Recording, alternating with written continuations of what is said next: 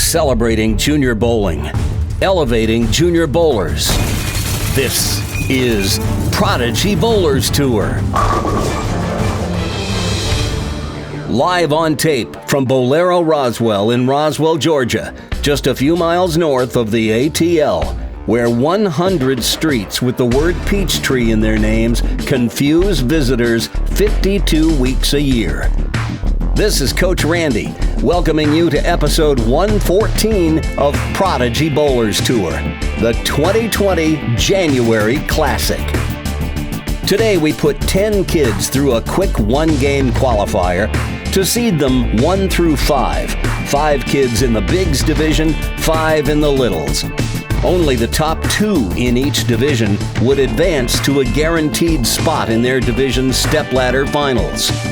The remaining 3 kids would feed into a short wildcard round to identify one player who would advance to the 3 seed in the stepladder, where each division would then hold a 2-match stepladder to crown 2 champions, 1 in the Bigs, 1 in the Littles. Let's meet the 10 kids we'll be seeing today. Later on in the show, we'll bring you the wildcard round and the stepladder finals of the Bigs. The 3 who fell into the wildcard round are John Wolfe of Columbus, Georgia. He fired a strong 172 in the qualifying game, but it wasn't enough to grab a spot in the stepladder. Hunter Moffitt qualified 4th with a 154.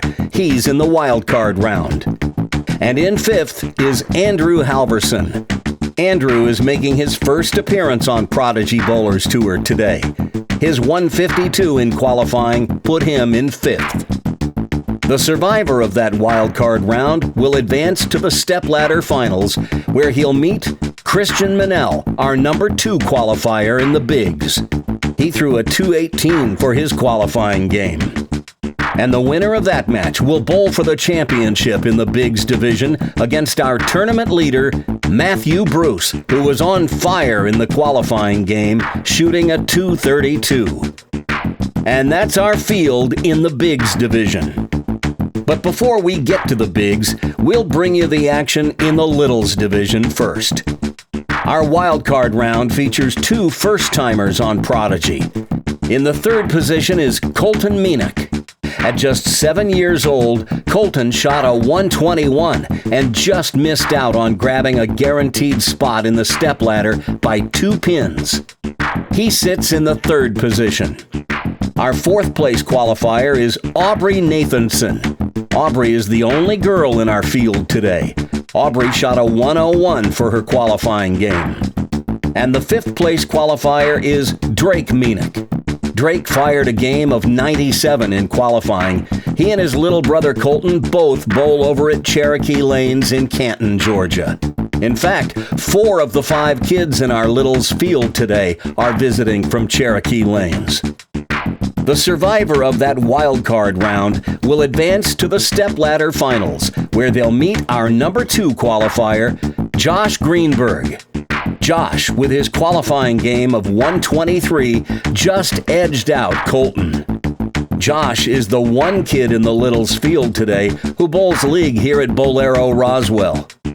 And the winner of that first match today in the stepladder will bowl for the title in the Littles division against our top seed and the tournament leader, Christopher Nathanson. Chris and his sister Aubrey are back again to try and make it an all-Nathanson final. But either way, Chris sits 1 win away from signing the coveted trophy pin. Today we're bowling on the 2016 Junior Gold Advancers Round pattern. 40 feet of flat oil fun, a 1-to-1 ratio, no margin for error at all. The last time we used this pattern on Prodigy, one of our bowlers grew so frustrated he withdrew before one of his matches was complete. You gotta hit what you're looking at, and you better be looking at the right target, because you'll get no help at all from the oil pattern. So let's get started with the Littles. Our wildcard round begins with just 3 kids. We'll eliminate 1 in the first frame and 1 more in the second, and then it's on to the stepladder. So here we go. Leading off will be Colton Meenick.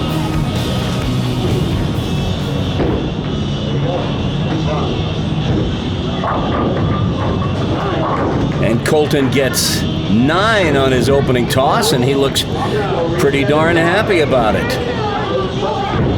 And I suspect he should be. 9 is usually enough. Next to go will be Aubrey Nathanson. Aubrey here with her big brother, Christopher, who's in first place in the littles division.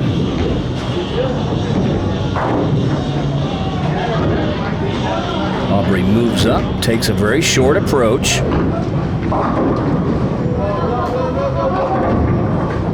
And gets 7. So we'll see if that holds up. Colton is safe.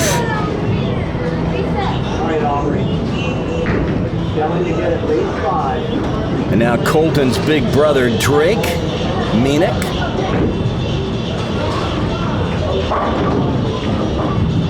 Drake is 11.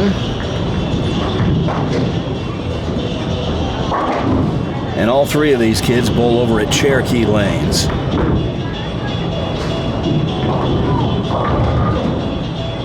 Oh, and that 7 goes out late. And Aubrey and Drake will go to a roll-off.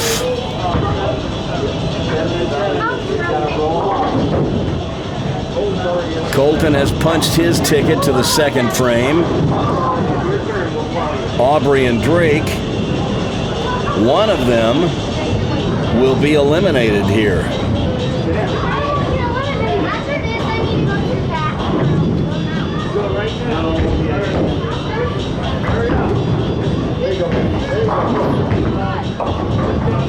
Just misses the head pin, gets 6.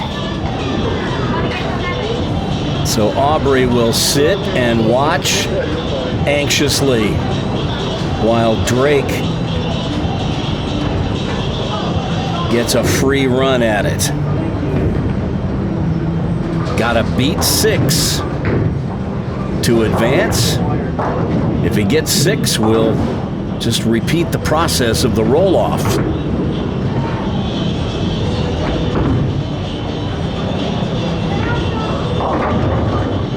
And there's 7.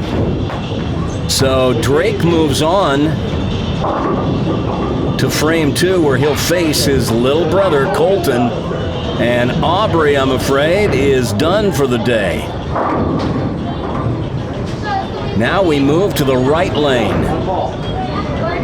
One of these 2 will move on to the championship round Stepladder Finals. Who's it gonna be?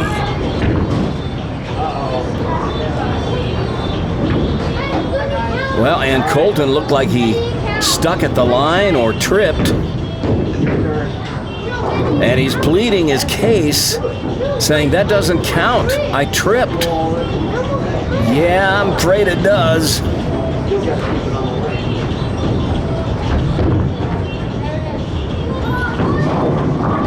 And Drake gets 8, and that'll do it.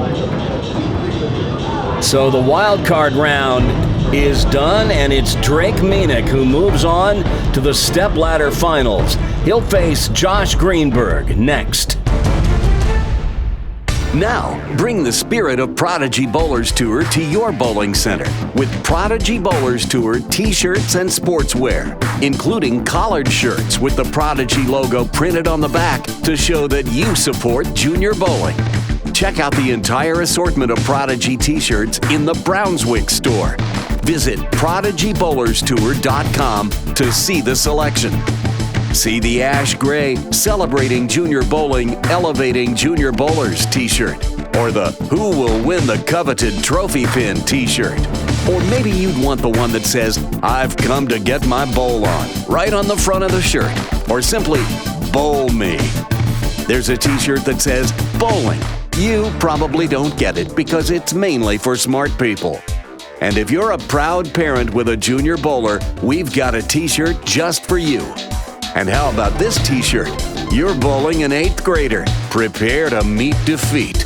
Available in grades 1 through 9, most in both adult and kid sizes. And finally, the shirt that reads, Bowl better, have more fun, take lessons. Then maybe you can keep up with me.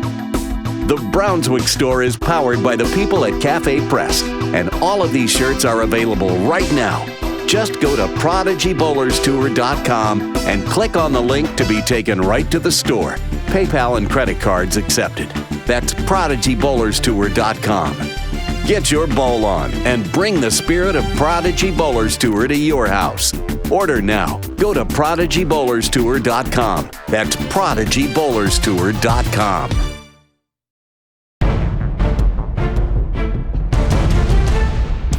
So here's a recap of the brief wildcard round in the Littles. Colton threw a 9 count in the first frame to get to frame 2, while Aubrey and Drake both got 7, sending them to a roll-off. Then Aubrey got 6 and Drake got 7, meaning Drake advanced to frame 2 to face his little brother Colton. Unfortunately, Colton tripped at the foul line and the ball got away from him.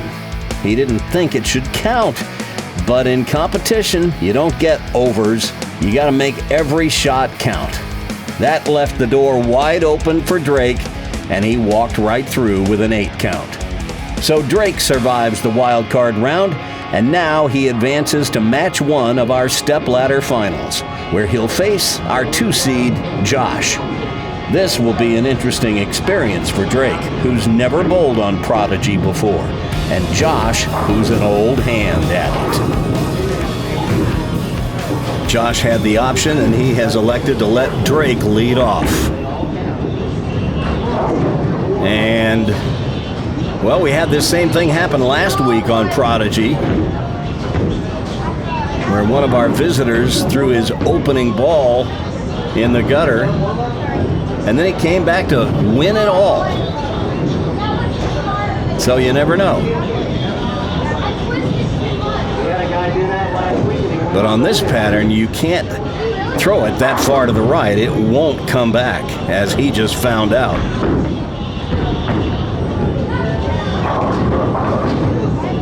Well, obviously a better shot, but it's an open frame, 7 out for Drake. But I imagine we'll have some open frames in this match, so this is going to test everyone's patience. And now Josh.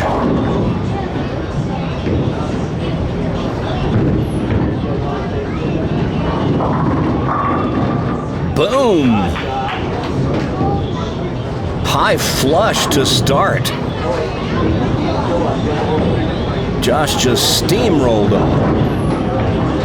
Take another look here. Gets this ball out to about 6 at the break point and just runs him over. Good shot to start.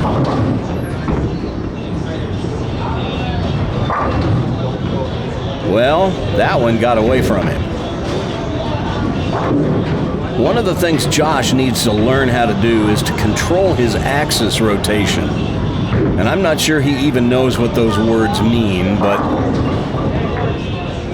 it's all about where your hand is at release. Now, he got around the side of that one, but he threw a ball that doesn't hook, so it didn't move. First ball, he came straight up the back of it and sent it to the right. When you come up the back of the ball, you're not imparting any axis rotation. The ball's rolling end over end, and it's going to go straight. That's how you would want to throw at spares, but not so much at strikes. All right, Drake over on the right lane. He just converted to two-handed recently. Okay, that one breaks a little high, and he leaves the 3-6-10. And now we see that he has a spare ball to go to.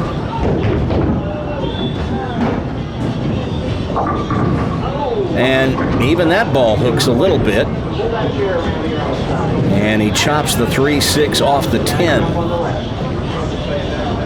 Well, I think what Drake is going to have to work on is generating a little more ball speed. Two-handed approach with as much axis rotation as he has, it's gonna hook. So he needs to get the ball speed to match up with it. Here he's got the 4-7-10, a very difficult split. You make it by sliding the 4 over into the 10. The ball will get the 7.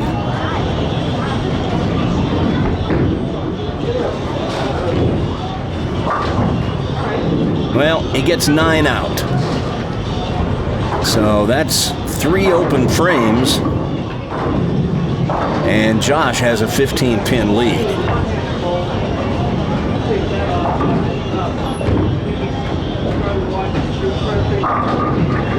Pretty good shot that time. Right in the pocket, ringing 10. You're gonna leave some of those in bowling. You better know how to make the 10-pin.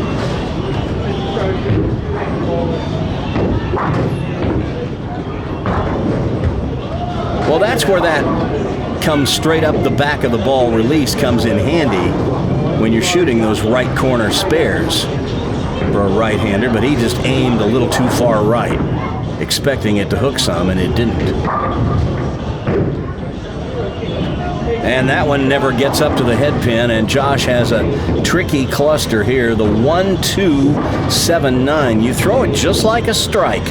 Put it over on the right side of the head pin. The 1 pin will get the 2, the 2 will get the 7, and the ball will deflect over into the 9. And he's not even looking at the floor to set his feet.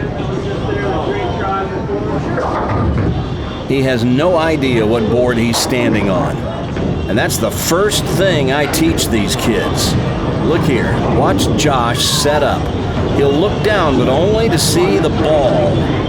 He doesn't look at the floor, and then at the last minute he moves a few boards to the left, but he doesn't know where he's standing.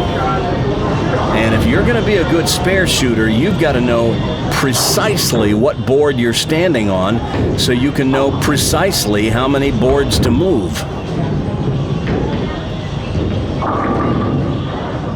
Oh, and Drake gets a Brooklyn to go. The 10 went out late, but it went out. Watch this. See his reaction to it. Yes, he liked it. And he gets congratulations from Hunter, who's warming up on the practice pair down to our left.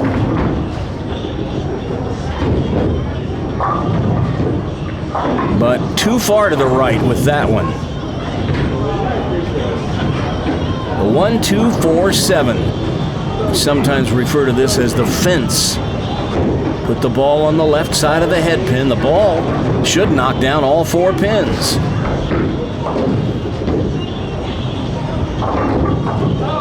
Well, he put it right where he meant to, but what happens sometimes when you're throwing a light ball, like these little kids do, the ball actually deflects too much. Watch the ball. It's actually going to go in front of and around the 7. Watch this. Crosses right in front of the 7. It actually touched it. You see a little wiggle out of the 7, but a little heavier ball, and he'd have made that.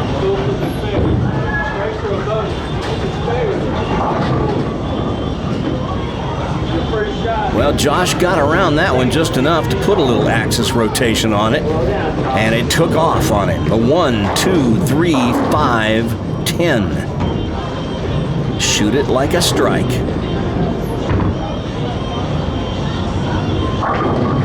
There you go. Not the hardest spare in the world. And he wasn't on a spare, so he didn't lose any pins in count. Let's see what he can do here with a spare up.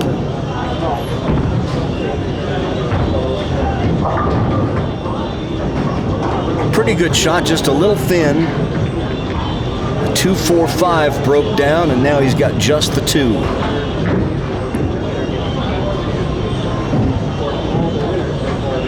So it's a close match, just 4 pins separating these 2.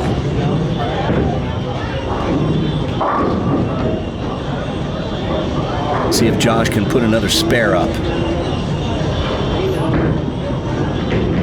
Got to get up. Wide right. little frustration starting to set in, but when the scores are low, like they will be today on this difficult pattern, you've just got to be patient.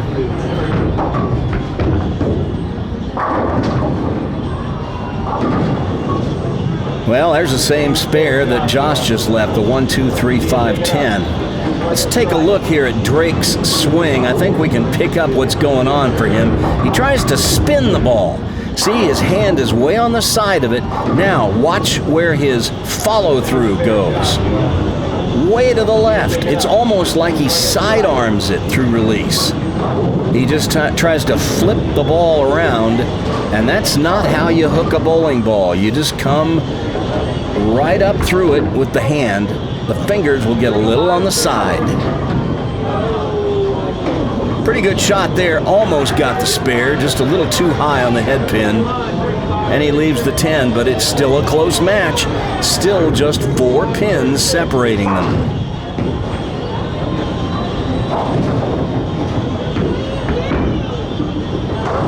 Gotta get up. No, won't get up off the gray board.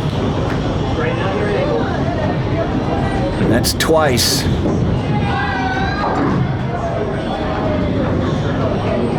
All right, keep that thing a little more inside. You just got to straighten out the angles. Well, he straightened them out a little too much. Pulled it, and that ball just hooked right into the left gutter. So the dreaded double gutter for a big fat 0 in the 7th frame, and now Josh's lead grows to 24.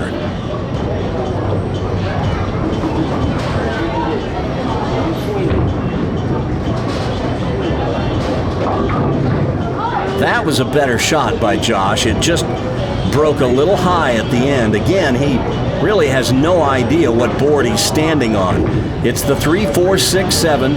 You slide the 3 over into the 4 and 7. The ball will get the 6. See what he can do with this.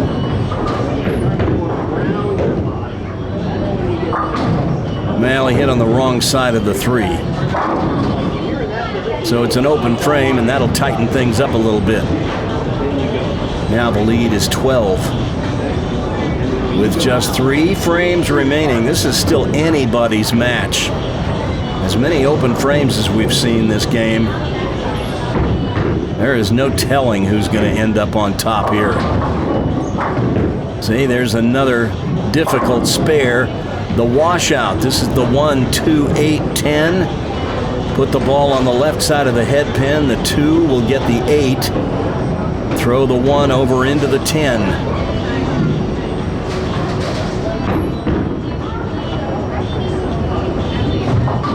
Well, that was different. Again, Josh coming straight up the back of the ball. No axis rotation. It's not going to hook when you do that. And I think that was his mix that he threw. A urethane ball with a pancake weight block. It's not going to hook. It's really built to be a spare ball. So Drake takes the lead sitting on the bench. A gift after his double gutter. But he needs to start marking here.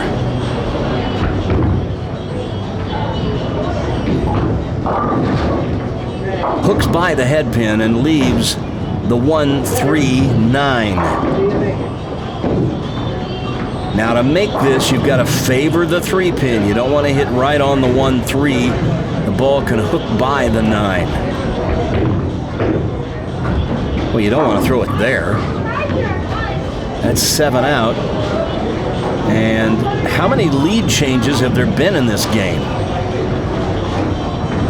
I lost count a while ago, but there have been several.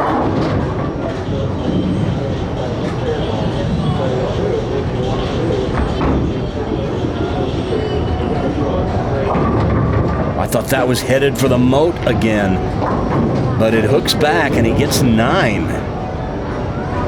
And leaves a fairly simple spare, the 2 pin. That's just what the doctor ordered here.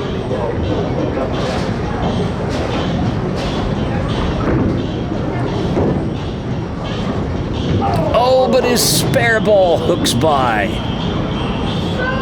That's where learning that straight up the back release would come in really handy for Drake. Then that ball wouldn't hook even if he does throw it slow.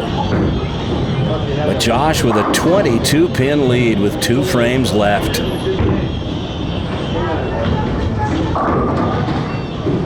Goes Brooklyn. Leaves the 6-10.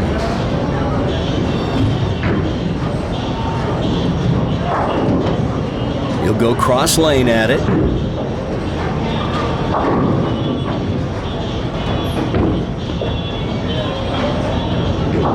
Oh, and that's a huge conversion. So the situation is this. Drake with 3 strikes in the 10th can shoot 108. Josh with 9 on this ball would lock himself into no worse than 108.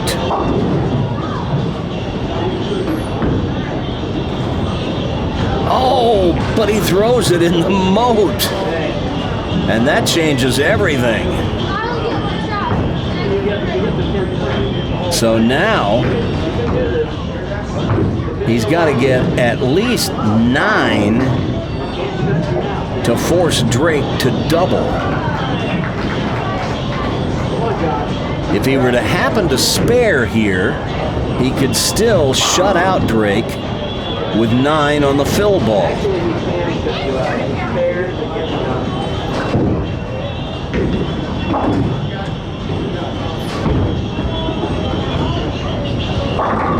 Oh, and he stuffs him straight back. What a time for that. Watch this. He went pretty straight with this one. This is the angle he ought to be playing.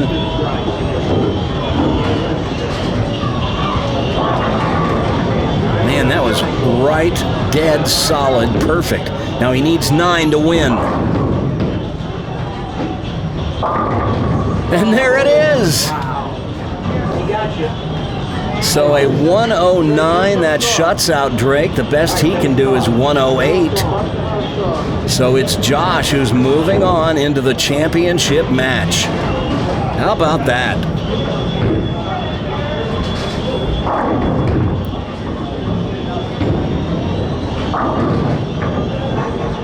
Drake with 8 on the first ball in the 10th. See if he can finish strong here. Spare strike finish, he'd have 98.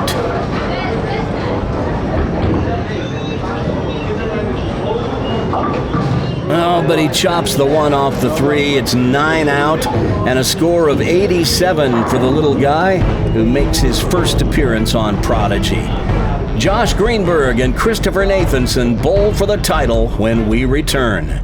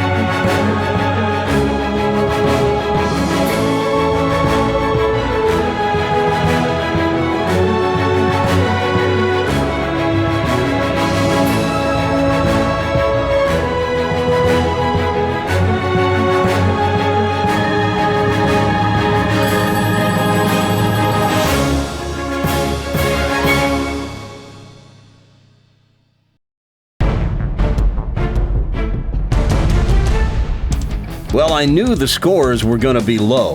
This pattern is extremely difficult, especially for kids who haven't bowled on it before. Any flaw in a player's game is going to be magnified on a pattern like this. And the two youngsters we just watched have a lot of growing to do and a lot of learning ahead to round their games into competitive shape. But someone had to win the match, and that someone was Josh Greenberg, who threw just enough marks to pull ahead of Drake Minek at the end of the match and put it out of reach.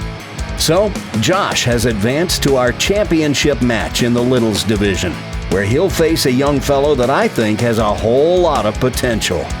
Christopher Nathanson is the only left-hander in our field today. And while I wouldn't expect playing on that side of the lane will give him much in the way of an advantage, his rev rate might. But on this oil pattern, anything can happen.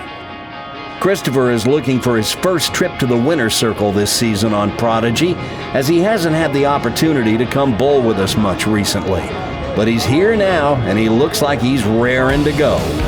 As usual, the higher qualifier, in this case Christopher, has the choice of which lane he wants to start on, and Christopher has caught on that most of the better players usually choose to finish first, and that's what he wants to do. So he's giving Josh the honor of leading off.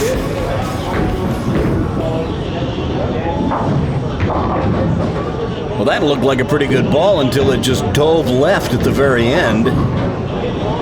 But now he's got a tough split, the 3, 4, 6, 7, 10. Well, we saw something like it earlier without the 10 pin.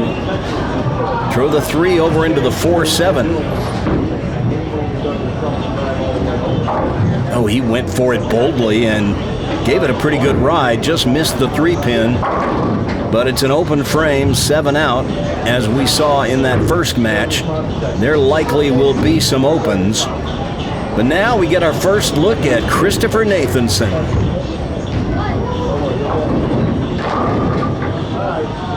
Hooks across the face of the head pin and lucky to get 9. Leaves the 2.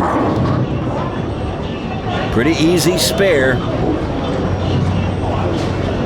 But you got to be careful with everything on this oil pattern. That's how it's done right there. So a mark in the first, and Christopher off to a 13-pin lead right out of the gate. Spares, spares, spares.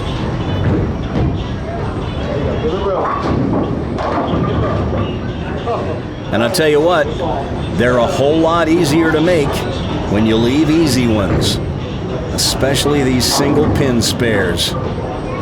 Christopher, light hit, shakes out the right side of the rack except the 9.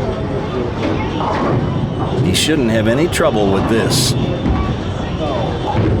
Unless you throw it over there. Well, they're still learning.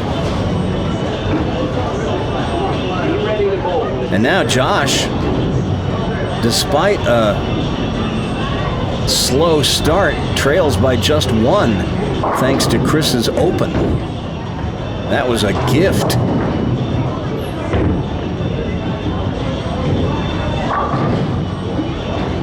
But Josh just coming up the back of the ball. His hand on the back of the ball never gets around it, so there's no axis rotation. The ball just rolling end over end, and it goes straight where he throws it. Out to the right. Did it again.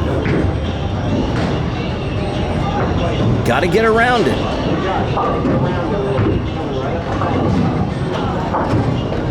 He gestures as if he doesn't understand what happened, but that's what happened. He's just not turning it.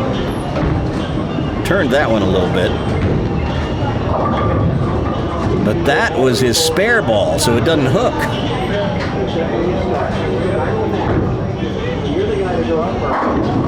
Well, you can't get frustrated. You just got to stay patient. The 2-8, got to hit it right on the face if you want to get them both.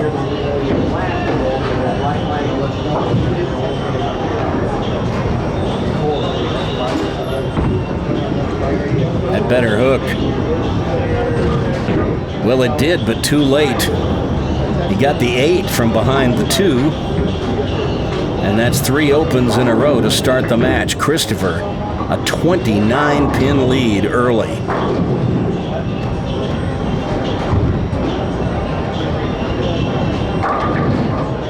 These guys are so used to sending that ball wide on a house shot, and on this pattern, it ain't coming back.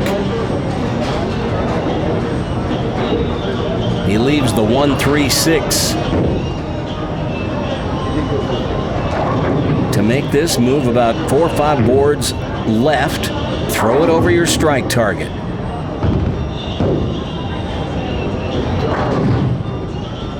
Well, a whiff.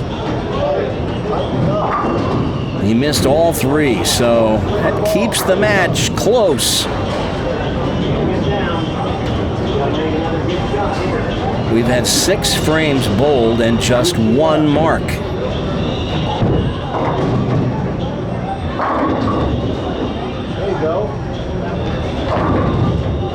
Little better shot that time, but still came up thin and leaves the 3-5-6. Well, you're going to shoot this about like you would have wanted to shoot the last spare. Move about 4 or 5 boards left, throw it over your strike target. And this time he gets it. That was well done. And in a match like this, a spare here and there can go a long way.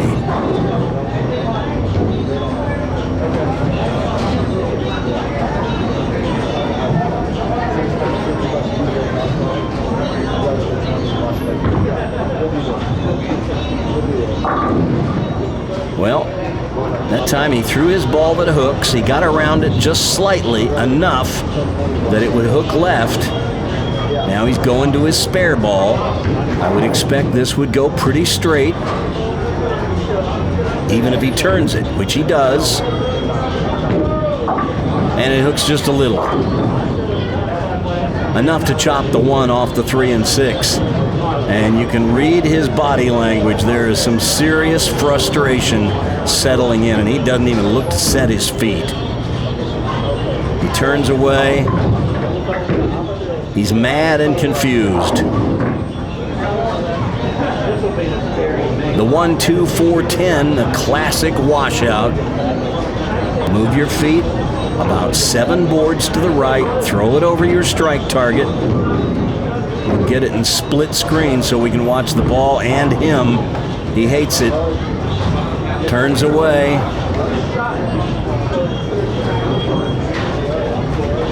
Well,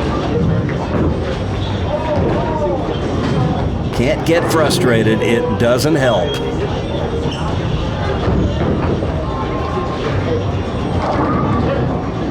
How about that one right there? That was his best shot so far this match. Christopher straightening up his angles a little bit on the front end. And this one comes up light, and he gets the shaker to go. The 10 goes out last.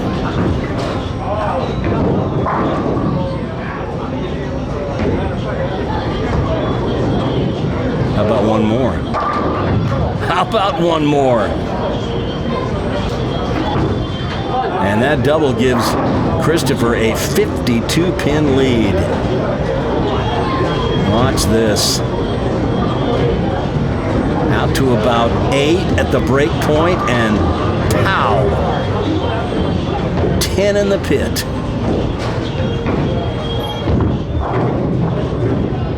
Well, once again, he sent it wide right and came straight up the back of the ball. There's only one place the ball can go when you do that. It's going to go right where you threw it.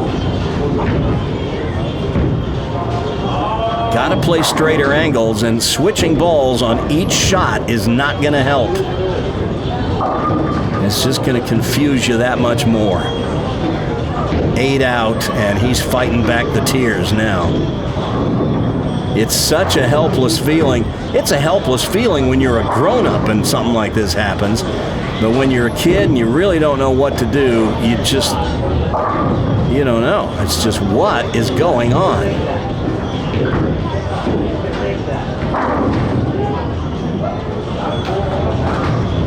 But he doesn't understand the oil pattern, and he's got to learn about axis rotation, where to keep his hand. That's wide. And this is not going down quite the way he had envisioned, that's for sure. I feel your pain, Josh.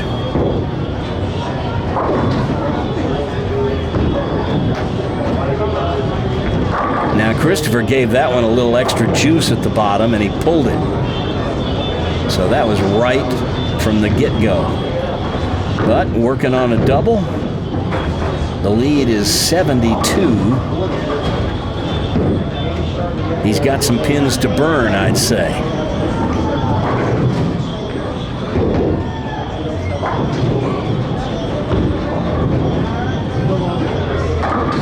And he covers the spare perfectly. That was well done. Throw it there, it might have been a strike. Right in the 1-2.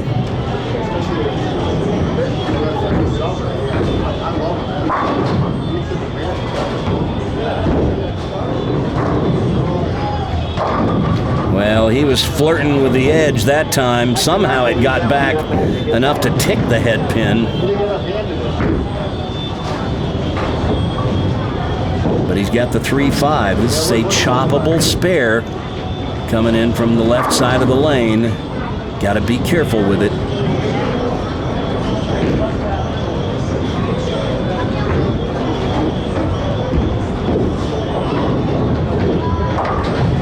But he handles it easily. And Christopher is just putting on a clinic. He got off to a slow start with a couple of opens in frames 2 and 3, but he's been clean ever since and threw in a double there for good measure. And Josh has just been under an avalanche of marks.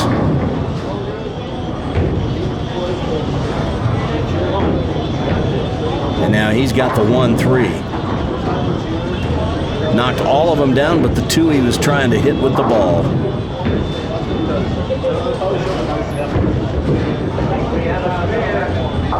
All right, there's a mark. Hopefully that'll lift his spirits a little bit.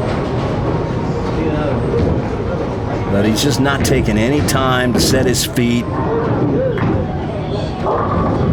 Got his trail leg way up in the air. It's almost higher than his head when he lets it go. He goes straight to another ball. He's just going through the motions. This match obviously out of hand. Christopher has it won, as if there was any doubt about that.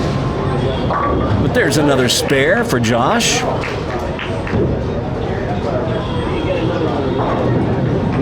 He probably just wants to get this over with.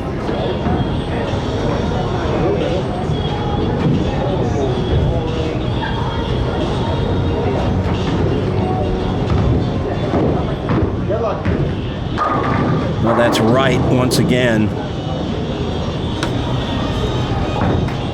But it's all academic. Christopher is the winner.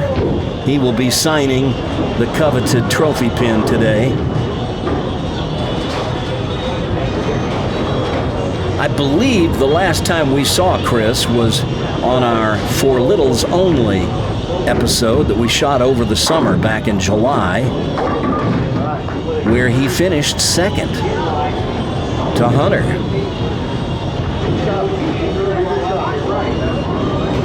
Who declared that day that he was going to be a varsity bowler this fall and has been bowling in the bigs ever since.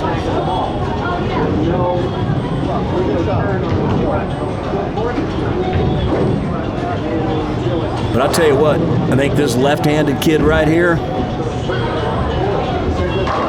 he's going to be something to keep your eyes on as he keeps growing. He's got a lot of potential.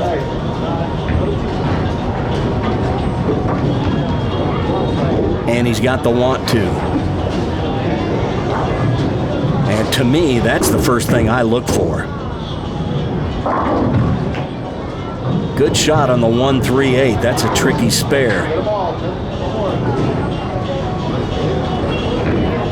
With a 6 count, he's in the 170s.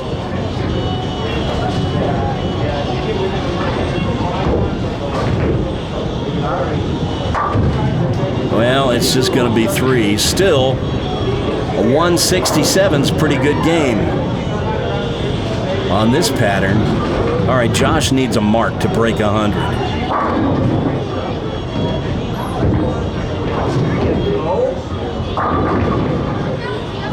Oh, 9 and a wiggle. I was going to say he almost got a strike, and then something nudged the 7-pin. I thought he might get one, but nope. He's going to have to make the 7-pin to break 100. Come on, Josh. Put it down.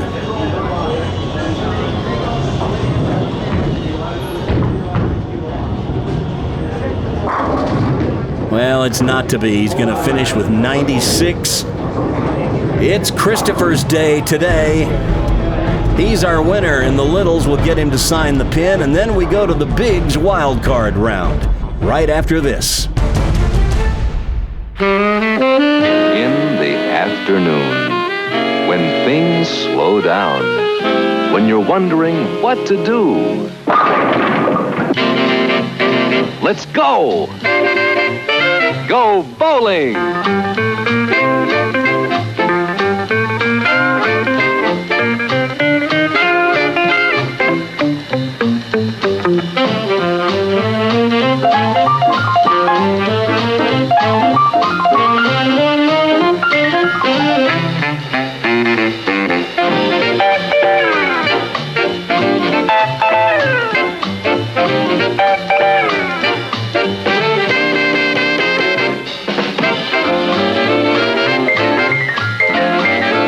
Nothing brings people together or makes friends so fast as bowling. So call a friend. Bowl Brunswick tomorrow.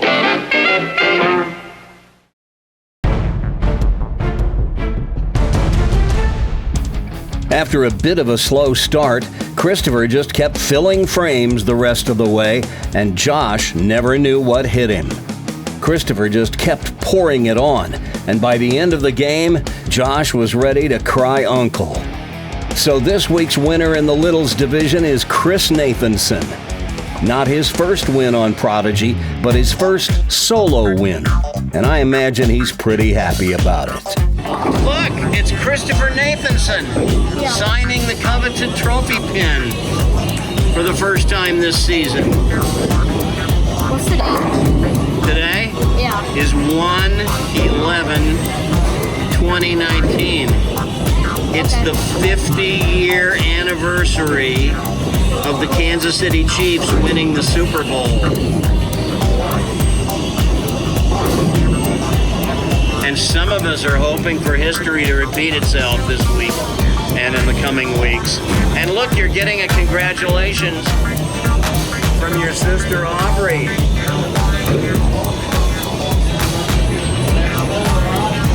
So was it rough out there? It wasn't too bad. Yeah. Well, you bowled fantastic today on a very tough oil pattern. Congratulations. Thank you. A man of few words. So it's on to the Bigs for their wild card round. A quick refresher here. Our third place qualifier was John Wolfe. In fourth place is Hunter Moffitt, and in fifth place is Andrew Halverson.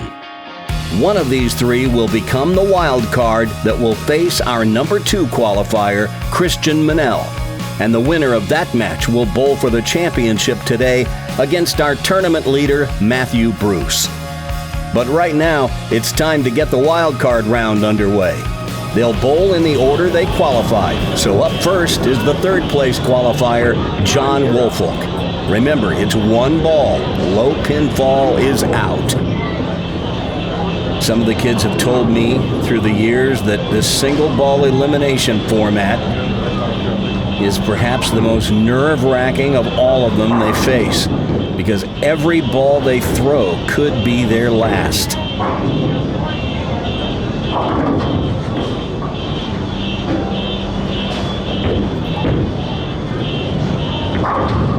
A lot of speed on that one, and it doesn't quite get up. So John will sit anxiously and wait to see if his 7 count is good enough.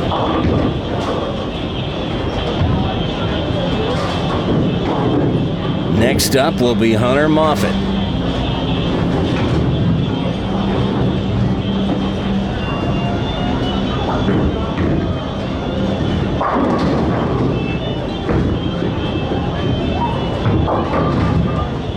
Well, there's 8, and that's good enough to send Hunter on to frame 2. And now Andrew Halverson making his first appearance on Prodigy Bowlers Tour today. You may recall we have a new rule on Prodigy, no hats. But we're making an exception this time. Andrew wasn't aware of the rule, and he said he needs to wear it to keep his hair out of his eyes. So we told him next time, wear a headband. Like this guy. Oh, wait a minute, that's me. When I was 18 years old, with my St. Bernard Freedom.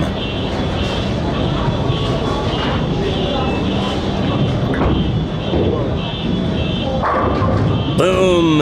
Out go the lights, and down go the pins. So Andrew and Hunter are on to frame 2, and we'll have to say goodbye to John.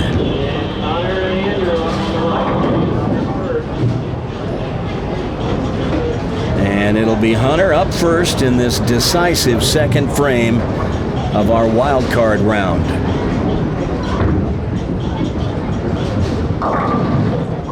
Oh, I think he expected that ball to finish a little harder than it did. But he comes up light, leaves 3, so that's a 7 count. And now the door is wide open for Andrew.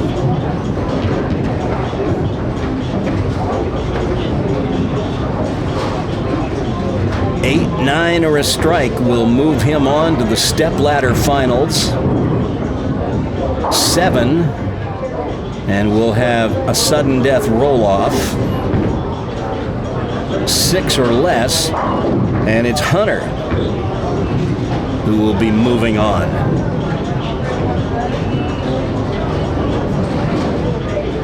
Andrew's dad runs the pro shop over at Southern Lanes in the far west part of the Atlanta metro. So you can bet that all his equipment fits.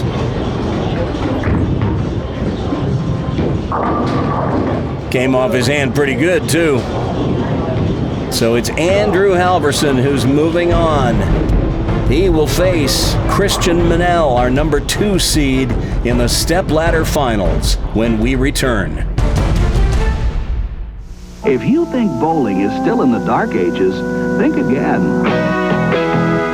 Introducing Brunswick's Color Vision Plus, the automatic scorer system that lets you see your scores in 7 exciting colors. See your spares, your strikes, even your turkeys flash on the overhead screen. See yourself in instant replay. See for yourself just how much more fun the sport of bowling can be with Brunswick's Color Vision Plus. Automatic scoring now available at Thornhill, Newtonbrook, Rexdale, and Barry Bowleramas.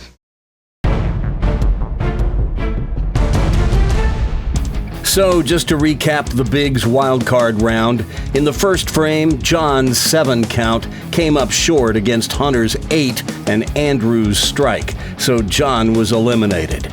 Then Hunter got up in the second frame and got 7, leaving the door wide open for Andrew, who took advantage with another strike. So Andrew Halverson is our wildcard survivor in the Bigs today, and he moves on to our championship round Stepladder Finals, where he'll now face our number 2 qualifier, Christian Minal. Christian, being the higher qualifier, had the option, and he has elected to lead off.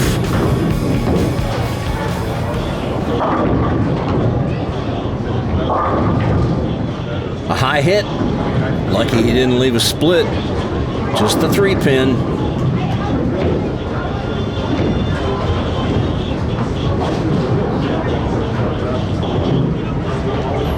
He bowled well in qualifying. Shot a 218. But that was on another pair of lanes. 39 and 40 always seems to play a little different, especially after these players have been over on the warm-up pair. But he covers the spare, so a mark to begin. And now Andrew Halverson, who doesn't bowl in Youth League,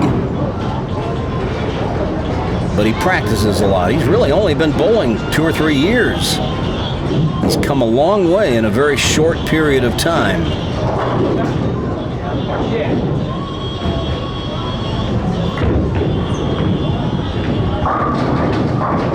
Well, he too hits high, leaves the 6.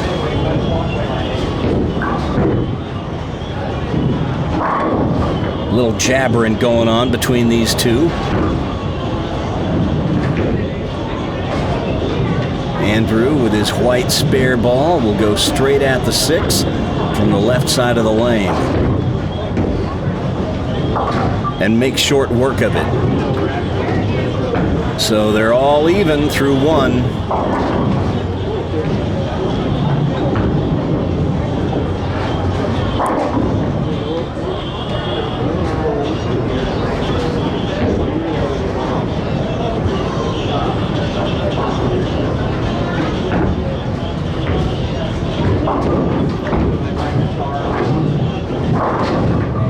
High once again. This time he leaves a handful, the 3, 6, 10.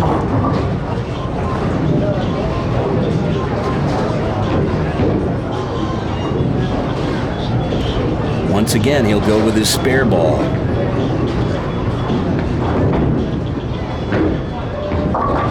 Oh, but he chops the 3, 6 off the 10, and there's an open frame.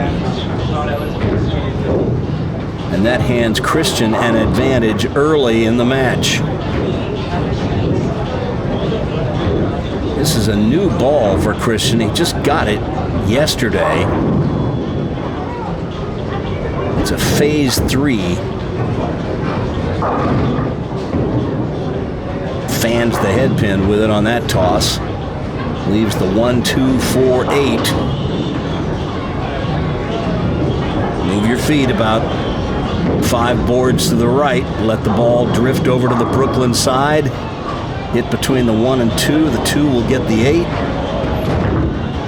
The ball will keep on deflecting left and get the 4.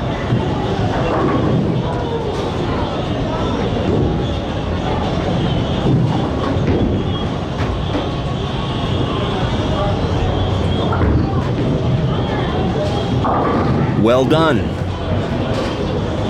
Well, Christian came up here to the bowling center on Friday afternoon to pick up this equipment because the pro shop's not open early enough on Saturday for him to get it in time for league this morning. And of course, when you get a new ball, you always want to throw it a few times in case there's any adjustments they need to make on the finger or thumb holds. So naturally, he threw it a few times, put a little video up on Instagram. Who saw it? His boss. The boss was like, I thought you were sick. Oops. But I can attest to his boss that he was homesick. And anytime you buy a new bowling ball, you got to throw it a few times, just to make sure that the holes fit.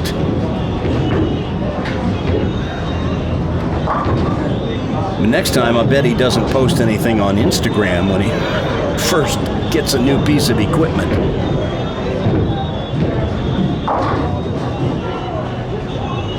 All right, Andrew, trying to bounce back after that open frame.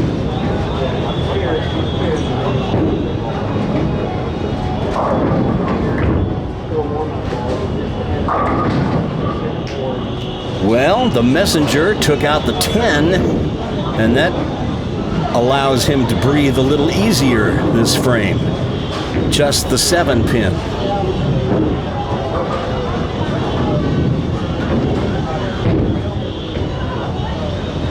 Go cross lane at it.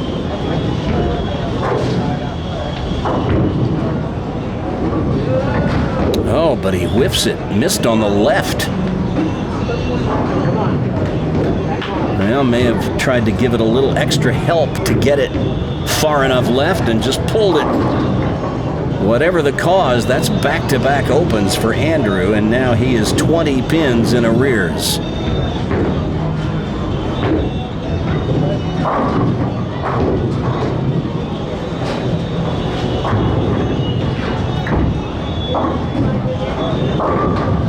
Yeah, he didn't like it. You could tell by his gesture at the foul line. He knew as soon as he let it go, that was left of his target.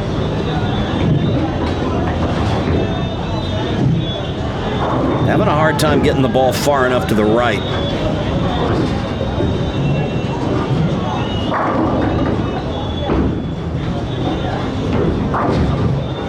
Covers the 6-10. And now Christian returns to lane 40. Still looking for our first strike of this match.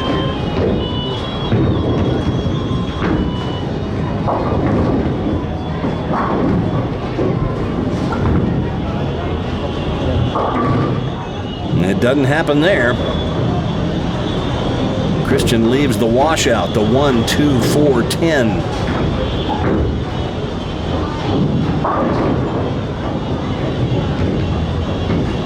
Trying to figure it out, where he's got to stand, where he's got to aim. Every lane tries to tell you where to move. Goes with a ball that hooks a little more for this.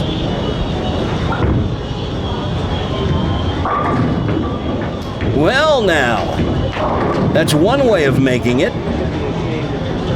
Not the way we recommend, but he gets it off the left wall. Let's take another look at that one. I can promise you he wasn't trying to make it this way. Usually you want to put the ball on the left side of the head pin. Watch this. The head pin's going to go to the left wall and take it out just like a messenger. We'll see his reaction this time. Oh, I got away with one, he says.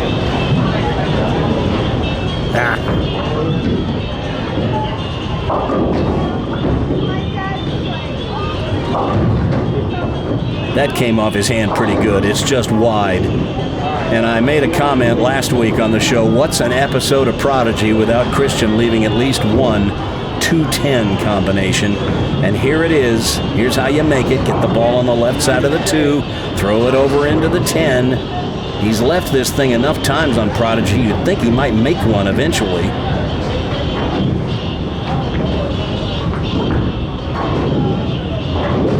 And he goes aggressively at it, but misses on the left. So that's 8 out. He asked me earlier why he leaves so many 2-10s. I think it's because Christian likes to play more hook than he really needs to. You get that ball that far to the right with an entry angle like the one he has, you're going to get that ball behind the head pin and leave a bunch of 2-10 combinations. And once again, Andrew failing to get it out far enough to the right, but he gets the crossover this time. And he knows that wasn't his proudest moment, but it's a strike, and he's not going to give it back. Christian's lead is just 2 pins halfway through this match. And if Andrew can put another strike up here in the 6th, he'll take the lead.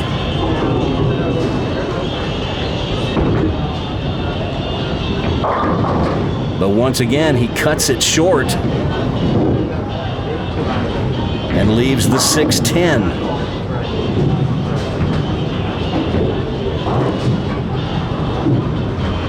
Gonna want to be careful with this. This is kind of spare you don't want to give away.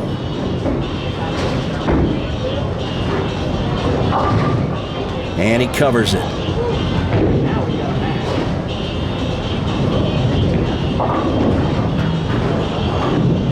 Well, Christian was clean through 4 frames until he ran into that split in the 5th. He'd like to get right back up on the horse.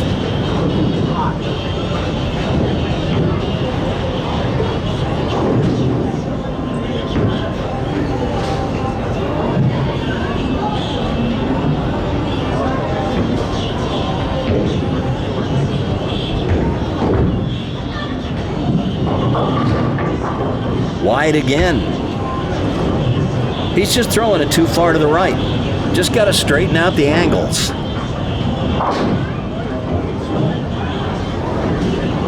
You can't send it that far to the right on this pattern. 1-2-8. Put the ball just to the left of the head pin. 2 will get the 8. Well, now that's a little too much hook.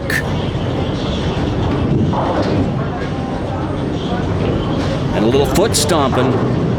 That doesn't help either.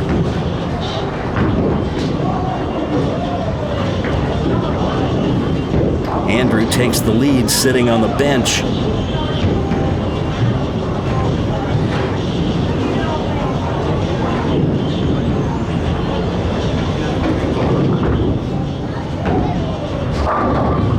Well, he gets a crossover. Andrew got one of those. What's fair for one is fair for the other.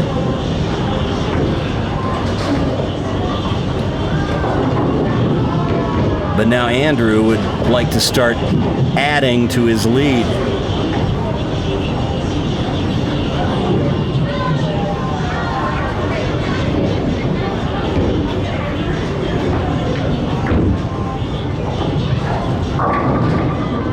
Throw enough of those and he will.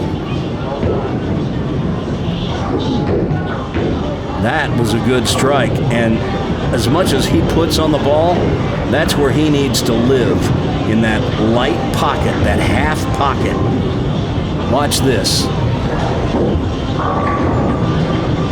He's got enough on it that he sends the 5 over to the left, and if it doesn't get the 7, something else over on the left side of the rack will. All right, a strike here for a 20-pin lead. But it's high again.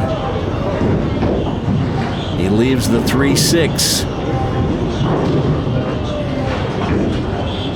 It is so difficult to stay patient when the lanes are difficult. But that's the key. And he turned around as soon as he let it go. He knew it was wide. So, Andrew hands the lead right back to Christian. And now Christian has an opportunity to distance himself from Andrew. He's got a strike up in the 7th. A strike here would make it a 12-pin lead.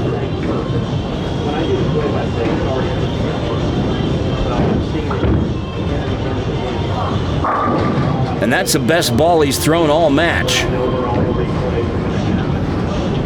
And it was a good time for it.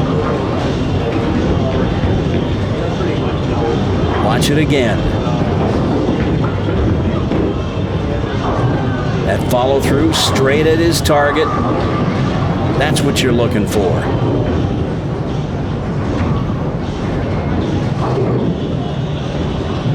Now he can really put his foot on Andrew's neck with another strike here in the 9th. How about it? Well, Christian just woke up. You see his footwork. He drifts a little to the left, about 6 boards, but he does it consistently every time. Drifting is fine as long as you do it the same each time. You drift 2 boards one time, 7 boards the next, and you're going to be all over the lane. All right, Andrew, it's time to get busy.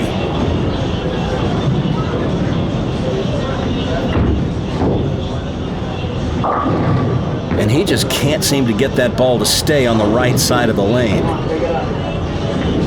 And when he does, it just sails. But it's the 310 baby split.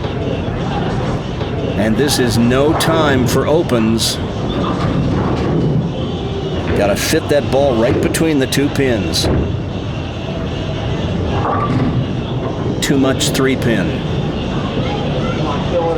And it's slipping away now. Andrew, 3 strikes in the 10th would give him 162. Christian sitting on 145 if he fouls twice in the 10th.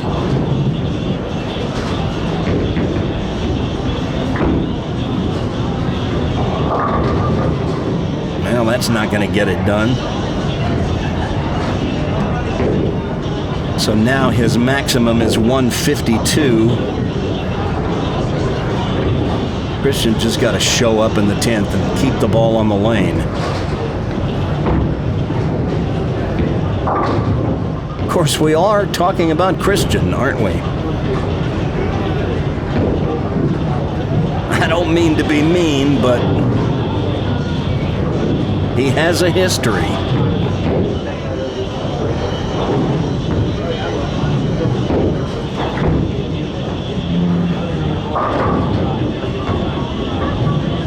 Well, that's 8 in slow motion for a 150. All right, Christian, just keep it off the gray boards. Stay behind the foul line. And don't hit your ankle.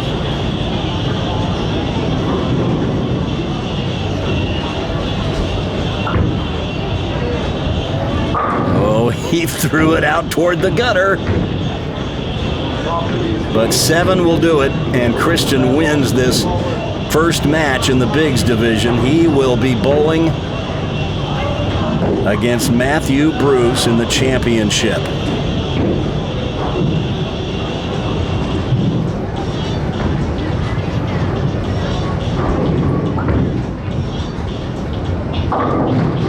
And a good conversion of the 1-2-4.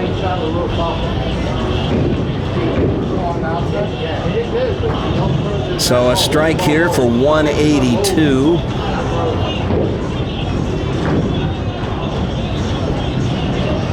You know, we only bowled a 1-game qualifier today because we've got a big storm heading into town, and several of our bowlers came in from the other side of town or even across the state. We wanted to get them out and on their merry way before the storms came in. All right, 7 out. That'll be a 179-150 win for Christian. And he will bowl Matthew Bruce for the right to sign the coveted trophy pin. That match is next.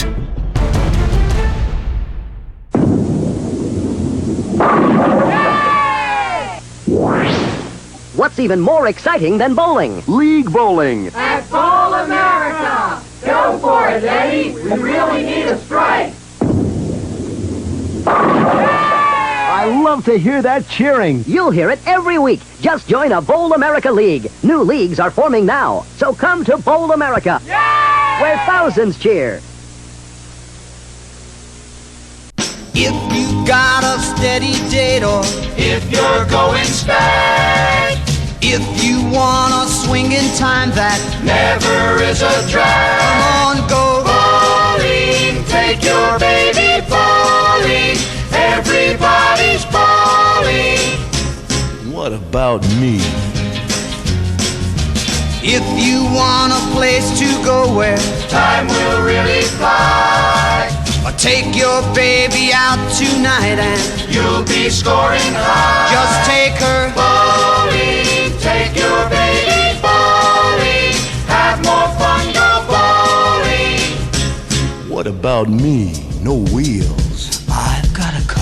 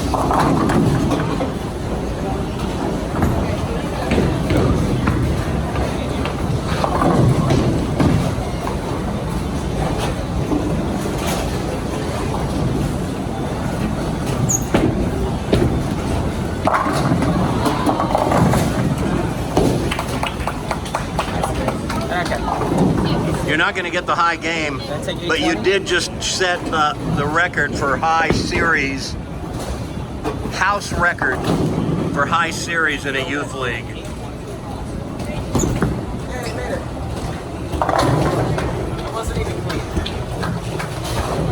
That's okay. Congratulations. What does that give you? 824, beating Charles Bostic's 816. I beat my 818. Congratulations. A big day on the lanes for Nick Dissinger earlier in the day with games of 267, 268, 289 for that 824 series. Since our bowling center opened back in the 1980s, that's the highest three-game series ever bowled in Youth League, breaking Charlie Bostic's record of 816 set a couple of years ago. Congratulations to the dishwasher on a phenomenal series. But now we return to the bigs, where Christian Minal just defeated Andrew Halverson and now finds himself in the championship match, where he'll go head-to-head with our tournament leader, Matthew Bruce. Matthew has elected to lead off, so he'll start the match on the left lane. Different players have different philosophies about it. Some think they have an advantage by either finishing first or last. Some just prefer to finish on a particular lane. Oh, and Matthew tilts out the 5-pin. Just barely. It's enough to register a strike in the opening frame. Watch this. He gets this thing way outside. Out to about the 3 or 4 board. And it just makes it back. That's well done.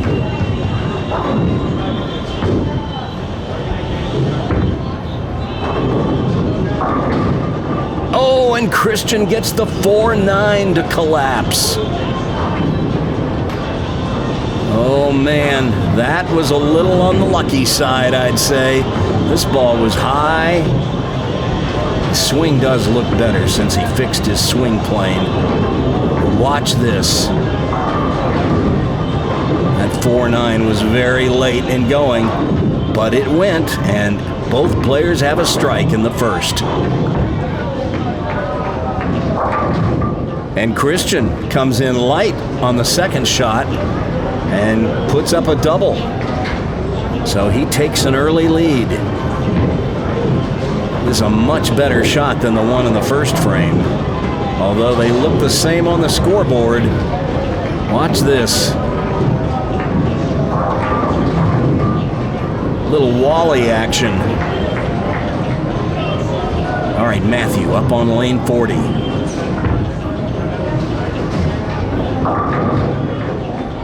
Well, a very similar line. He got that thing out to about 5 that time. Not quite as wide as he did on 39, but man, it came storming back, and he's got the 310 baby split.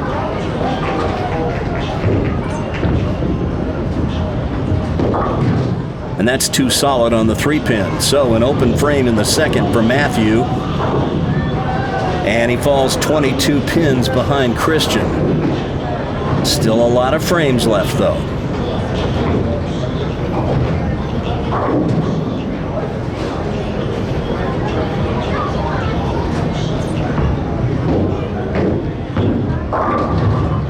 Crossing over, leaves the 6. That ball he's throwing is hooking really early.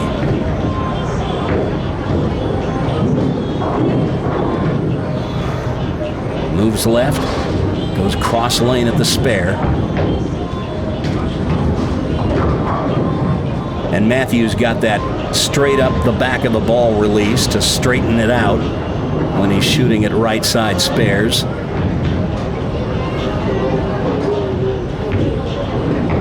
A good thing to have in your bag of tricks, that's for sure. And that's one of the things Christian was working on earlier today, was changing up his release. He's really only got one release.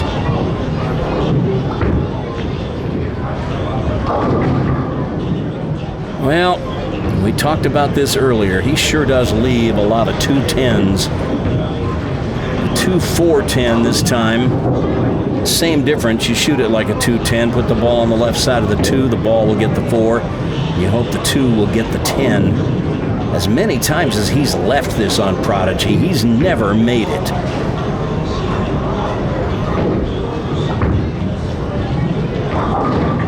But he has now.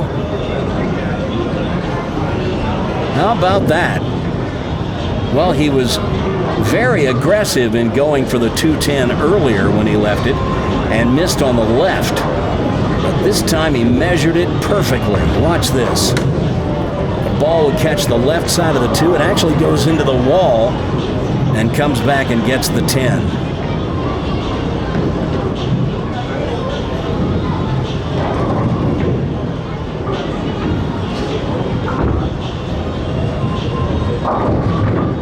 And he's light again with a 2-pin. Lucky the 10 went down that time.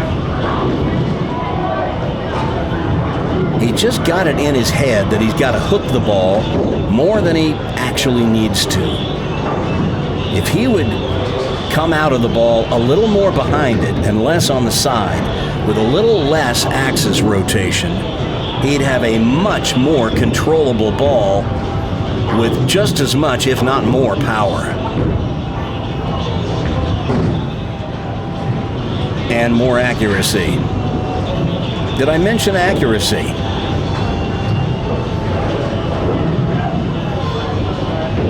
Well, all of a sudden, this match is down to within a mark.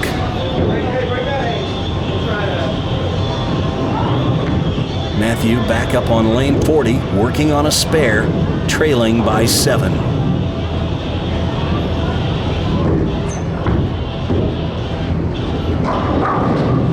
Well, that ball's just hooking way too early. The 1, 3, 6, 8, 10. Here's one he doesn't leave very often.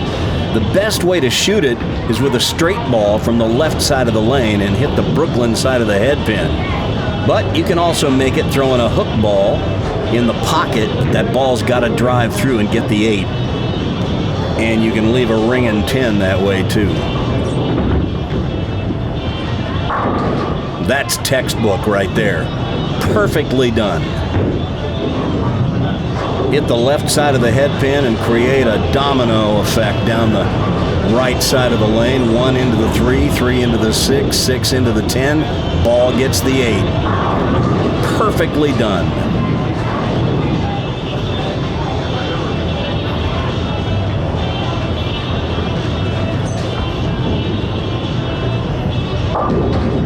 Now he gave that one a little more room, but it still hooked too much. And now another tricky one, the 3, 6, 7, 10.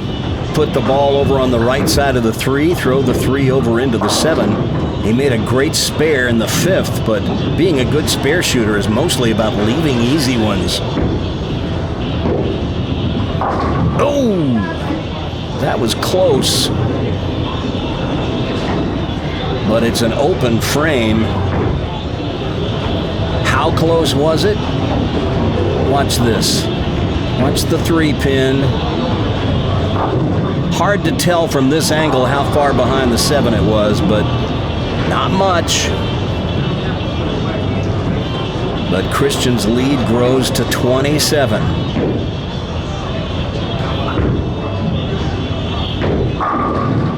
And he throws his best ball of the match. That was a road grader there. Watch it again.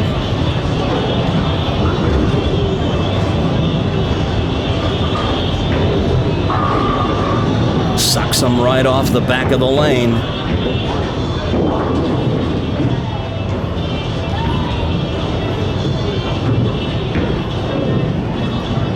Another one here, he can put the hammer down. But instead, it's another one wide right. At least he didn't leave a really difficult spare, like a washout or another 210 or something.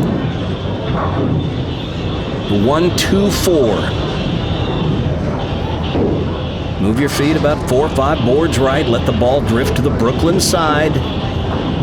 Put put the ball on the 1 and the 2. Look out. Oh, he got away with that one. Another inch to the left, and he might have sent the 2 right around the 4, but it's a spare. And now Matthew's got to get busy. He needs to string some strikes. He got a bunch of them in his 232 game that he rolled in qualifying.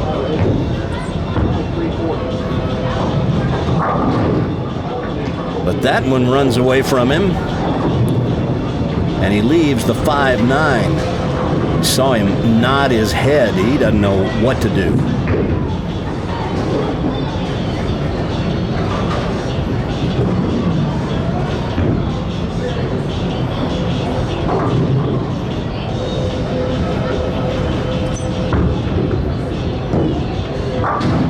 There's a spare. Just got to keep making those. And hope that maybe you'll find an answer. Looks like he's going to a different ball. Something that'll get down the lane a little farther before it starts to turn.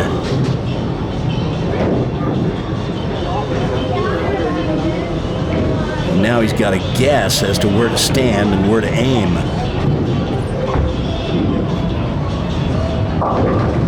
Well, that was close. Just didn't quite get back to the head pin, and now he's got to pay the penalty, leaving the washout. We've seen this a few times today. Send the 1 over into the 10. Yeah, you heard it going thumpity, thumpity, thump down the lane. That's because he straightened out his wrist and came right up the back of the ball to throw it straight.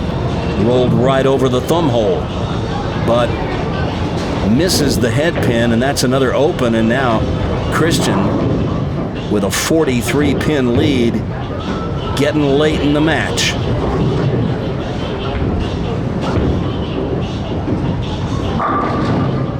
And he is going right for the throat now. Watch this one. A very aggressive swing, this. Straight through to his target with a follow through, and down they go.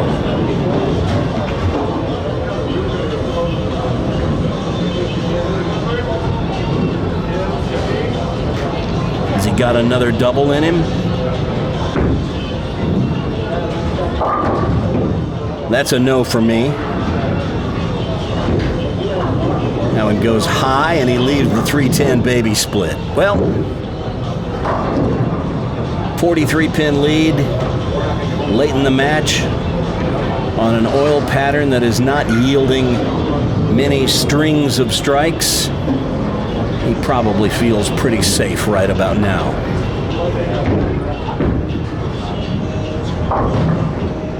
But it's an open frame. That'll make it a little closer. And you never know. Matthew is certainly capable of throwing strikes. Well, apparently he did not like the reaction he got from that blue ball. He's going back to the one that's been hooking early.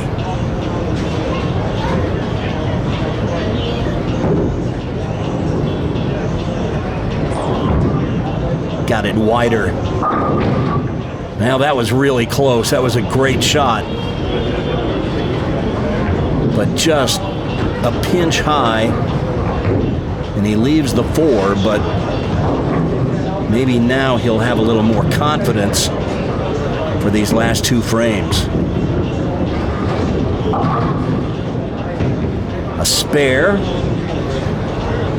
And now let's project.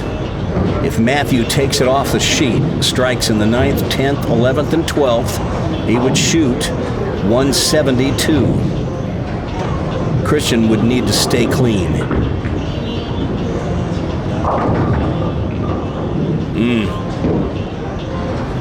It's the 210, not what he'd hoped for.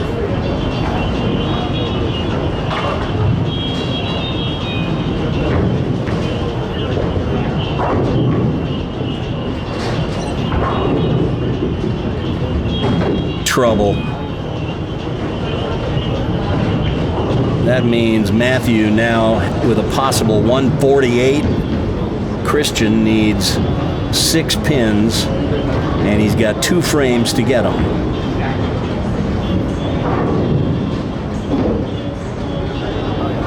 I imagine he'll put it away right here. Well, leave it to Christian to make it interesting. He throws it out toward the gutter, and you never know, but it stayed on the lane, and he gets 7. That's enough. Christian has won once again today on Prodigy Bowlers Tour.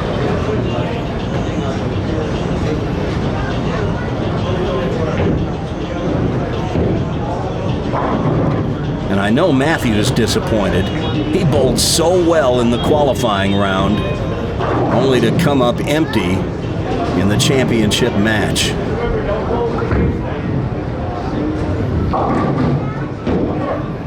A spare for Christian in the 9th. You don't see the 1-2-5 left all that often.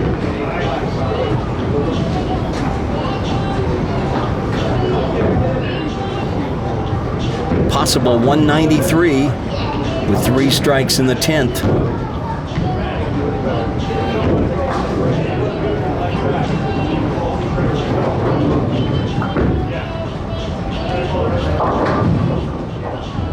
High hit leaves the 3-6-10. It's all academic. He's just going through the motions to get a final score.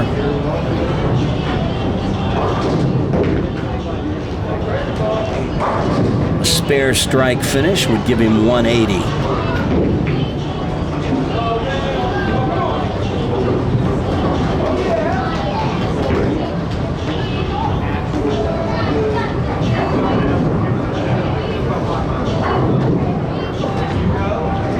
Slow ball return. Now the hamsters are running as fast as they can on the little wheel back there.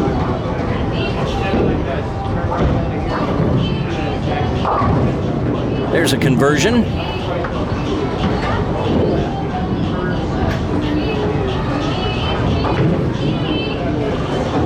Well, given how tough the scoring was today, this is actually a pretty good game. 180 with a strike, or high 170s, you would expect somewhere in there.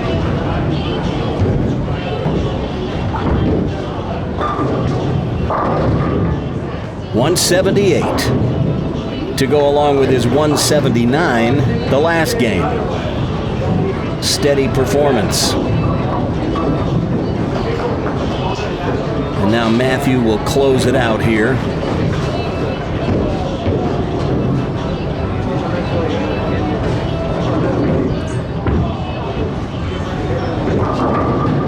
That's where he'd hoped to be playing it. Shreds the rack. Well, it's always easier when the pressure's off.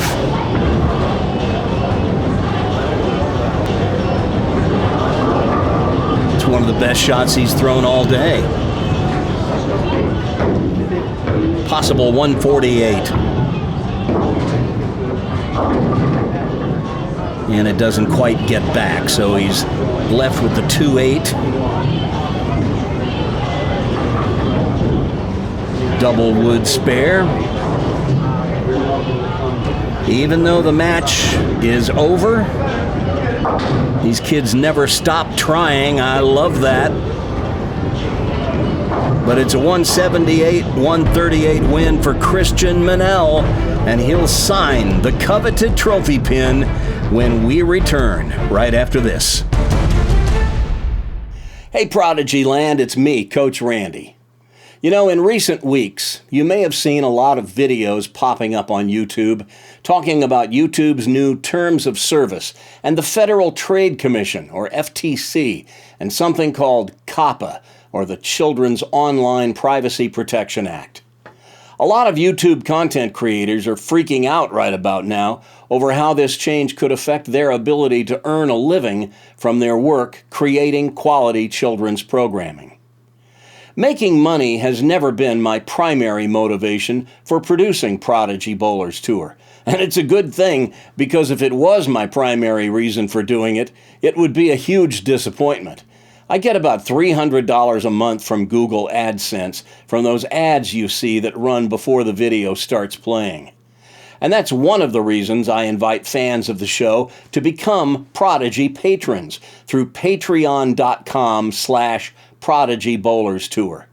By committing just $5 a month, you get early access to all our shows, and for a measly $10 a month, you get early access and you get your name listed in the credits at the end of the show as an executive producer. Still, even with our Prodigy patrons, my total earnings from Prodigy has never topped about $600 or $700 in a single month, in a good month. Given the 35 to 40 hours I spend working on the show each week, I'd make more per hour by flipping burgers at McDonald's. But I do Prodigy because I love doing it. What I don't love is having the federal government or YouTube questioning why I do it or deciding for me who I do it for. Prodigy Bowlers Tour has never been a children's show in my mind.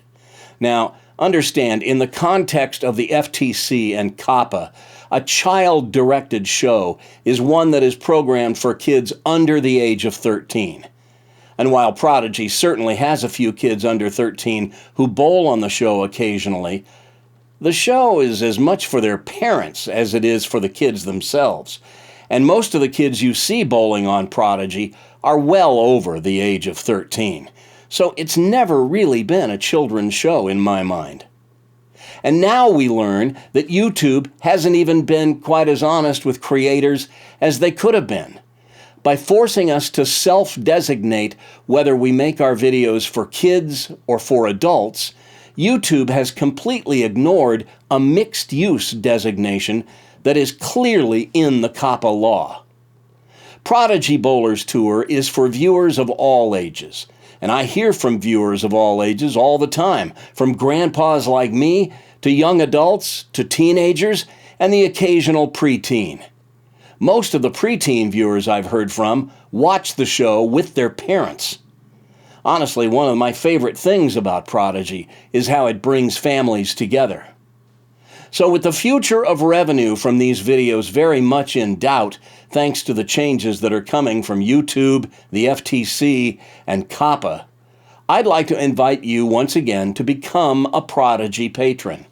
Log on to www.patreon.com/Prodigy Bowlers Tour and sign up.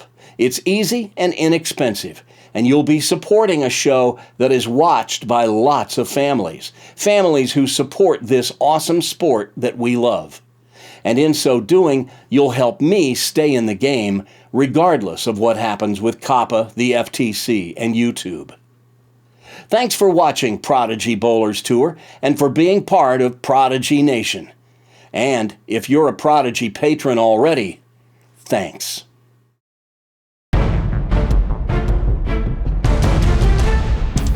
Well, as we wrap up the day, I first want to give a special thanks to all 7 of our visitors today who came to bowl Prodigy from across town and, in one case, from across the state. Christopher Nathanson and his sister Aubrey, and Drake and Colton Minak in the Littles Division, all of whom bowl at Cherokee Lanes in Canton, Georgia, in the northwest part of the Atlanta metro. And in the Bigs, John Wolfe, whose mom and her sisters drove all the way up from Columbus, Georgia. That's about a 2-hour drive one way. Matthew Bruce, who bowls at Fun Bowl in Henry County on the south side.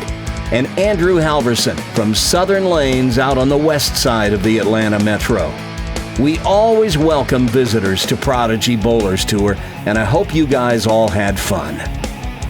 Next, let's congratulate once again Christopher Nathanson, who claimed his first title of the new year on Prodigy Bowlers Tour in the Littles Division with a strong performance. Way to go, Lefty. And in the Bigs, looky who's making his second trip to the winner's circle this season. It's Christian Minal, who somehow survived this baffling oil pattern that had most everyone else completely flummoxed today. And any day I get to use the word flummoxed in a sentence is a good day. So let's not wait another minute. It's time to get Christian to sign the coveted trophy pin once again. Is Punky feeling bad today? It's a little sad. You know, got the snickers. You've been homesick the last couple of days from school. Yeah. And from work. If they find out you're here bowling, you're going to be in big trouble. Oh, they already know that I've been bowling, so it's okay. But yeah, I've been sick. I'm feeling better. But you know, there's a saying in sports. Sick kids win. Beware the sick guy.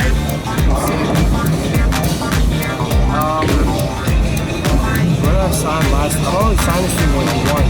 Yeah, the only other time you've won this year, that was the Lost episode that no one has seen.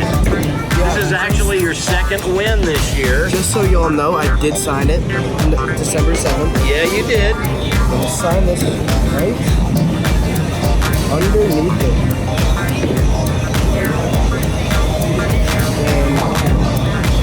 And it is January 11th. The 50th anniversary of the Kansas City Chiefs Super Bowl win. Today. I mean, that's cool. Yeah. This is kind of cool. I mentioned it earlier. I just thought I'd get it in one more time. Well, this is kind of cooler, so yeah. All right. Yeah. So congratulations. Thank you.